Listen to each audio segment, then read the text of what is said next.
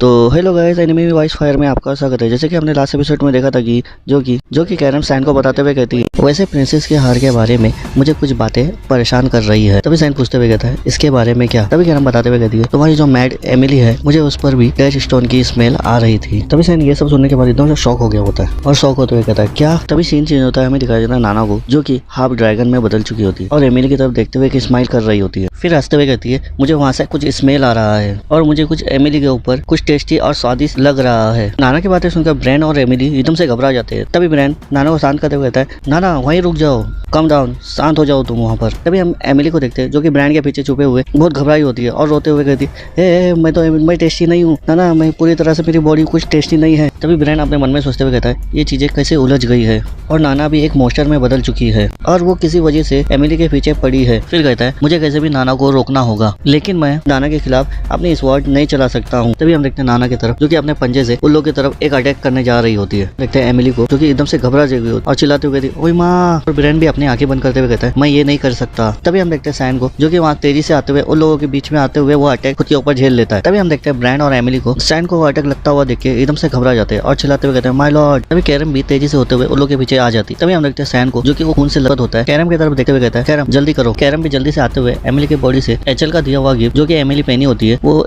जल्दी से निकाल लेती है। फिर कहती है मुझे मिल गया। कैरम को ऐसा पीछे आता हुआ देख के एमिली एकदम से घबरा जाती है और ब्रैन का हाथ पकड़ते हुए कहती है ओ माय गॉड अब तुम कौन हो। तभी कैरम भी एमिली की बातें इग्नोर करते हुए उस चीज को नीचे फेंकते हुए अपने पैरों से कुचल के तोड़ देती है। तभी एमिली भी ऐसा होता हुआ देख के चिल्लाते हुए कहती है वो लॉर्ड एचएल का दिया हुआ गिफ्ट है, तुमने उसे क्यों तोड़ दिया। तभी कैरम भी गुस्से से चिल्लाते हुए कहती है हे किड्स होश में आओ, तुम्हारे पापा सामने ही है और देखो तुमने ये क्या कर दिया। तभी हम नाना को दिखाया जाता है जो कि पापा सुनते ही एकदम से फ्रीज हो जाती है एक जगह पे। फिर कहती है क्या पापा। तभी नाना भी होश में आते हुए कहती है क्या ये क्या हो गया, क्या ये नाना ने किया है, पापा के साथ ऐसा किया है। ये बोलते हुए जोरों जोरों से रोने लगती है। तभी हम सैन को दिखाया जाता है जो कि नाना के अटैक से वो अटैक लगने की वजह से सैन के बैक पर बहुत बड़ा जख्म बन चुका होता है। तभी सैन मुस्कुराते हुए नाना की तरफ देखते हुए कहता है कोई बात नहीं नाना, इससे मुझे कुछ हर्ट नहीं हुआ है। फिर सैन कहता है इसमें तुम्हारी कोई गलती नहीं है, ऐसा तुम्हारा करने का कोई इरादा नहीं था। तभी हम नाना की तरफ देखते हैं जो कि अपने घुटनों पे आ चुकी होती है और रो रही होती है और उसे अपने आप पर गिल्टी महसूस हो रहा होता है ऐसा करने से। तभी ब्रैंड सैन के जख्मों को देखने के बाद सैन को बुलाते हुए कहता है माय लॉर्ड। तभी हम सैन को देखते हैं जो कि नाना के पास जाते हुए कहता है चलो अब हम यहाँ से चलते हैं, ये जगह पूरी खराब हो चुकी है। तभी यहाँ से सीन चेंज होता है, हमें दिखाया जाता है क्राउन प्रिंस को सामने की तरफ देखते हुए गुस्से से अपने मन में कहता है इसका क्या मतलब, इस जगह पर तो मॉन्स्टरों का तादाद होना चाहिए था, ये जगह तो मॉन्स्टरों से भरा होना चाहिए था, लेकिन ये जगह तो एकदम खाली है, मानो इस जगह पे कुछ हुआ ही ना हो। तभी हम देखते हैं एम्पायर जो कि किंग होते हैं वो क्राउन प्रिंस को आवाज लगाते हुए कहते हैं लूनेल लगता है मॉन्स्टर चले गए हैं। तभी क्राउन प्रिंस भी पीछे मुड़ते हुए अपने फादर से कहते हाँ फादर ये जगह अब सुरक्षित लग रही है। तभी सामने से एक आवाज आती है फादर। तभी एचएल सामने की तरफ देखते हुए कहता है वो आवाज। तभी हम देखते हैं एचएल के साथ जो एम्पायर किंग होते हैं वो भी सामने की तरफ जैसे ही देखते हैं कि प्रिंस एरिन सामने की तरफ से दौड़ते हुए आ रही होती है और फादर फादर करके बुला रही होती है। तभी एम्पायर प्रिंस एरिन को देखने के बाद कहते हैं एरिन थैंक गॉड तुम सेव हो। तभी प्रिंस एरिन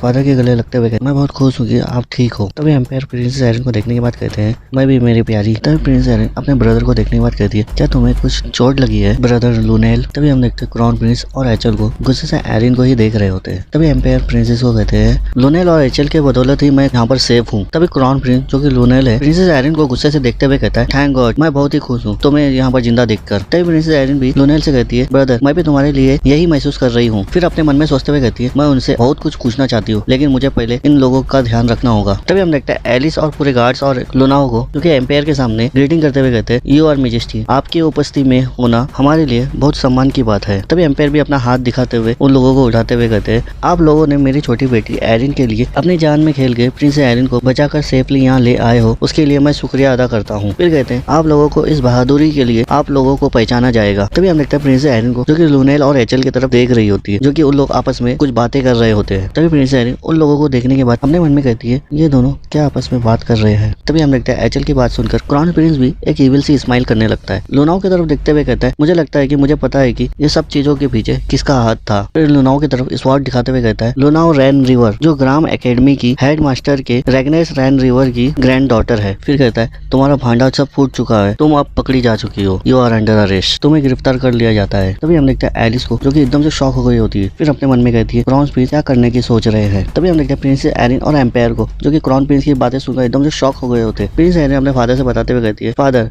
लुनाओ ने मेरे साथ मिलकर बहुत से लोगों को बचाने में मेरे साथ मदद की है। तभी एम्पायर भी क्राउन प्रिंस को चिल्लाते हुए कहते हैं ये कैसी बदतमीजी है, अपनी स्वॉर्ड को वहाँ से निकालो चलो। तभी क्राउन प्रिंस स्माइल करते हुए कहता है ये एक चालाक से ज्यादा और कुछ नहीं है और ये सबको पता है कि ग्राम किंगडम की नजर उसु एम्पायर पर है और उसके किंगडम पर है और वो मदर के छोटे भाई मार्केस को किल करके अराजकता फैलाने की कोशिश कर रही है। तभी लुनाओ कहती है तुम ऐसा बोल रहे हो जैसे तुम्हारे पास कोई एविडेंस हो। तभी हम एचल को देखते हैं जो कि एम्पायर के सामने आते हुए अपने घुटनों पर बैठते हुए कहता है हमें एक स्ट्रेंज से रिलेटेड कुछ मैजिक सेंस हुआ है उस लॉज के पास लास्ट नाइट हमने रुके हुए थे उस जगह पर।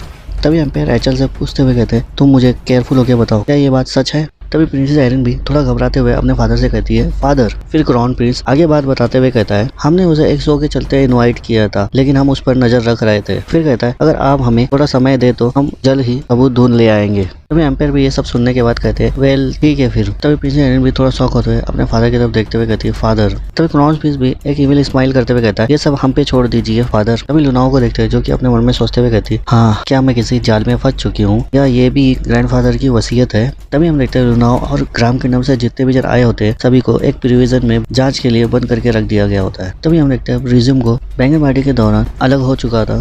प्रिंसेस एरिन के गले लगते हुए जोरों जोरों से रोने लगती है और कहती है अब से मैं तुम्हें अकेले नहीं जाने दूंगी किधर। हम देखते हैं सभी लोग को जो कि प्रिज्म को ऐसा गला लगता हुआ देख के एकदम से शॉक हो गए और वो लोगों को लगता है कि प्रिज्म एक लड़का है करके। तभी यहाँ से सीन चेंज होता है हमें दिखाया जाता है बहुत सारे घोड़ा गाड़ी और उसमें रखे हुए ताबूत को जो कि बैंगन पार्टी में मारे गए थे। गार्डन नाइट से लेके मार्केस तक उन सभी को दफनाने के लिए एम्पायर सिटी के रास्ते से ले जाया जा रहा होता है। तभी यहाँ से सीन चेंज होकर हमें दिखाया जाता है सैन को जो कि अपने बैक में पट्टी लगा रहा होता है। तभी सैन अपने मन में सोचते हुए कहता है मेरे प्रीवियस लाइफ में जितने भी यहाँ पर डेथ हुए हैं उन सभी से कंपेयर करूँ तो इस टाइम मैंने ये चीज को कम करने में मैं सक्सेस हो चुका हूँ लेकिन मैं इस ब्लड बैंकेट के नाम को रोक नहीं पाया। तभी हम देखते हैं एलिस को जो कि पट्टी लगाते हुए कहती है थैंक गॉड सच में ये तो बहुत ही बुरा था। तभी सैन कहता है सिस्टर एलिस आपको ऐसा करने की कोई जरूरत नहीं था। तभी सिस्टर एलिस भी चिल्लाते हुए कहती है तुम चुप रहो कम से कम मैं ये तो कर सकती हूँ ना और तुम अपनी सिस्टर की बातें सुनो और मुझे खुशी है कि तुम वहाँ पर मोस्टर से बच के भाग के आ चुके हो। वाकई में वो जगह बहुत ही डेंजरस था। तभी सैन कहता है हाँ मैं वहाँ से भाग आया अगर वो आदमी ना होता मैं भी नहीं बच पाता। तभी हमें एलिस को देखते हैं जो कि सैन की बातें सुनकर वो अपने मन में सोचते हुए कहती आखिर वो कौन था आखिर था कौन। तभी एलिस सैन की बॉडी को देखते हुए कहती है दरअसल वो तुम्हारी साइज का था अब जब मैंने जिक्र किया है तुम्हारी फिजिकल बॉडी वाकई बहुत बेहतर हो गई है और इतने निशानों को देखते हुए तुम जरूर कड़ी मेहनत कर रहे होगे। ये बोलकर मुंह में हाथ रखते हुए हंस रही होती है। फिर सैन के बैक को छूते हुए कहती अरे बाप रे तुम्हें क्या शर्म आ रही है। फिर कहती है अगर मैं तुम्हारे बाइसेप को छू लूं तो तुम्हें कुछ प्रॉब्लम तो नहीं ना। तभी हम सैन को देखते हैं जो कि गुस्से से एलिस से दूर जाते हुए कहता है तुम मेरा मजाक मत उड़ाओ। तभी एचल वहाँ पर आते हुए कहता है लगता है तुम बहुत ही जल्दी रिकवर हो रहे हो। फिर एलिस और सैन को ऐसा मजाक मस्ती करता हुआ देख के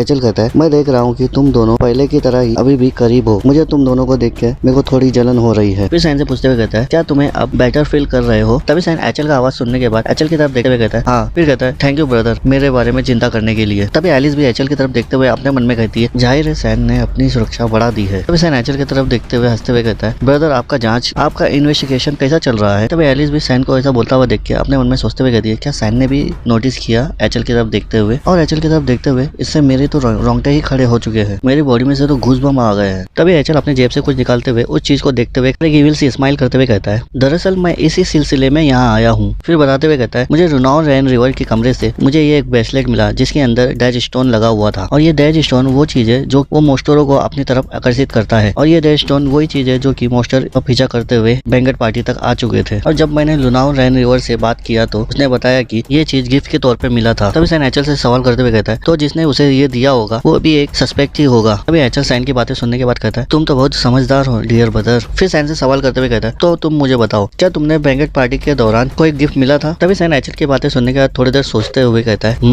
पक्का तो नहीं। तभी सैन एचल से पूछते हुए कहता है क्या तुम्हें पता चला कि उसे ये गिफ्ट किसने दिया है। तभी एचल भी बताते हुए कहते हैं कि महल में कोई व्यापारी मार्चेंट अक्सर आया जाता रहता था लेकिन आज हमें उसकी डेड बॉडी मिली इसलिए हम जल्द से जल्द इसकी तह तक पहुंचने की कोशिश कर रहे हैं। फिर एचल सैन की तरफ गुस्से से देखते हुए कहता है तो मैं तुमसे एक बार फिर से पूछना चाहता हूँ क्या किसी ने तुम्हें ऐसा कुछ दिया है। तभी सैन भी एचल को ऐसा बोलता हुआ देख के गुस्से से उसी की तरफ देखते हुए अपने मन में कहता है जाहिर है ये कोई इन्वेस्टिगेट जांच नहीं कर रहे हैं और ये ऐसे कोई पर्सन को ढूंढ रहे हैं इस चीज से रिलेटेड हो और इसमें दोषी हो। फिर सोचते हुए कहता है इसका मतलब एमिली खतरे में है। तभी यहाँ से सीन चेंज होकर हमें एमिली को दिखाया जाता है अपने रूम के बाहर एक जगह पर आकर बैठी होती है। तभी उसके पीछे से कोई एक पर्सन आ रहा होता है। एमिली के पीछे स्वॉर्ड लिए हुए आके खड़ा हो जाता है। तभी एमिली को भी किसी आने का एहसास होता है और जल्दी से पीछे जैसे ही मुड़ के देखती है वो देख के एकदम से हैरान हो जाती है। तो गाइस ये दिखाते साथ ये एपिसोड खत्म होता है। पता नहीं चलता कि हमें इसके पीछे कौन आया है वो नेक्स्ट एपिसोड में पता चलेगा। तब तक के लिए बाय।